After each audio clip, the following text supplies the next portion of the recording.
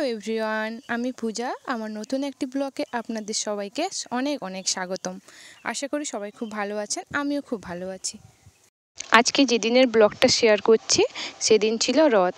প্রথমেই জানাই সবাইকে রথের অনেক অনেক শুভেচ্ছা।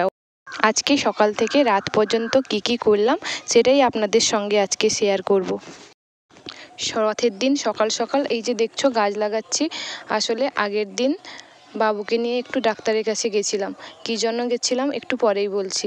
সেখান থেকে একটা নার্সারিতে গেছিলাম, ওখান থেকেই আমরা এই গাছটা নিয়ে এসেছি। বাড়ির সবাই বলে রথের দিন নাকি গাছ লাগানো ভালো। শুধুমাত্র রথের দিন বলেই নয়, আমি সারা বছরই প্রায়শই ফুলের গাছ লাগিয়ে থাকি। আসলে আমার ফুলের গাছের খুব শখ। আমাদের বাগানে এই পিঙ্ক কালারের কাঠমল্লিকাটা ছিল না, তাই নিয়ে এসেছিলাম। এই গাছটার দাম নিয়েছিল 70 টাকা। আপনাদের একদিন সময় করে আমার ফুলের বাগানটা দেখাবো। প্রায় 10টার দিকে এই যে দেখছো আমাদের বাড়ির কাছে ছোটো ছোটো বাচ্চারা রথ নিয়ে এসেছিল। খুব সুন্দর সাজিয়েছিল রথটাকে। এদেরকে দেখে আমার ছোটোবেলার কথা খুব মনে পড়ে যাচ্ছিল। যাক গে ওসব কথা। এই যে দেখছো বাবু এখানে পয়সা দিয়ে প্রণাম করছে। ওরা তারপর প্রসাদ দিয়েছিল।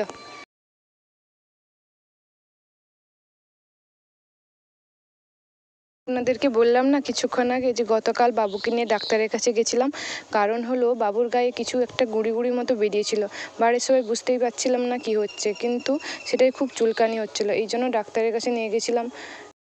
ডাক্তার বলল যে এটা পক্স হয়েছে। এই পক্সটার নাম ছিল মাঙ্কি পক্স। মা শীতলা এসছেন আমাদের বাড়িতে। কয়েকদিন আগে আমার জায়ের ছেলেরও হয়েছিল, তারপর আমার বাবুর হলো। রথের দিন ওয়েদারটা এত সুন্দর ছিল, পুরো রোদ ঝলমলে আকাশ, দেখে মনটা জুড়িয়ে যাচ্ছিল। সবাই বলে রথ যেদিন শুরু হয় সেদিন ঠাকুররা তার মাসির বাড়িতে যায়, তাই তার মন খুব ভালো থাকে। এই জন্য মেঘ খুব পরিষ্কার থাকে, ভালো ওয়েদার থাকে। তবে যেদিন বাড়ি ফিরে যাবে মানে উল্টো রথের দিন, সেদিন প্রতি বছরই বৃষ্টি হবেই হবে। কারণ ঠাকুর সেদিন মাসির বাড়ি ছেড়ে চলে যাচ্ছে, তাই কান্না করে ওই দিন।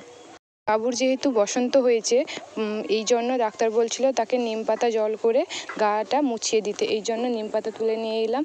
এই যে দেখছো জল বসিয়ে দিয়েছি। বাবুকে গা মোছানো হয়ে গেছে, এবার বাবুকে খাওয়াবো। আজকে মেনুতে ছিল শাক ভাজা, ভেন্ডি ভাজা, আর ছিল মোচার ঘন্ট, চালতার চাটনি এবং মোরলা মাছের টক। বাবুর যেহেতু বসন্ত হয়েছে, এই সময় মোরলা মাছের টক খেলে ভালো, তার যা ব্যথা থাকে সব বেরিয়ে যায়। আজকে আমাদের বাড়িতে আলুর বস্তা কেনা হয়েছিল, ওইগুলো বাছা হচ্ছিল। এই যে দেখছো দুপুরবেলা সবাই খাওয়া দাওয়া করে ঘুমিয়ে পড়েছিলাম। তারপর বিকালে ঘুম থেকে উঠেই দেখি আবার একটা রথ এসছে। কি সুন্দর সাজিয়েছি দেখো রথটাকে, খুব ভালো লাগছিল। এবারে মনে হচ্ছে বাড়ির কাছে যেখানে বড় রথ মানে প্রতাপদিঘিতে যে রথটা হয় ওইটা দেখতে যেতে পারবো না, কারণ বাবুর শরীরটা ভালো না। এই সময় ঠান্ডা ওয়েদারে বের করা ভালো না, খুব ঠান্ডা লেগে যায়। আমার বড় ননদ, জামাই এবং ভাগ্নি এসছে, তারা রথের মেলা যাবে বলে। তবে আমি হয়তো যেতে পারবো না, তবে আমার জায়েরা সবাই মিলে যাচ্ছে। ওরা সবাই রথ বেরিয়ে যাওয়ার পরে আমাদের বাড়িতে দেখো কি সুন্দর একটা রথ এসেছিল, খুব সুন্দর আলো দিয়ে সাজানো। এই রথে তো যেতে পারলাম না, তবে উল্টো রথে যদি বাবুর শরীর ভালো থাকে অবশ্যই যাব। তবে আজকের মতো টাটা। আজকে সারাদিনটা আমি এইভাবেই কাটালাম। সবাই খুব ভালো থেকো, সুস্থ থাকো। দেখা হচ্ছে নেক্সট কোনো ব্লগে। Tata, by.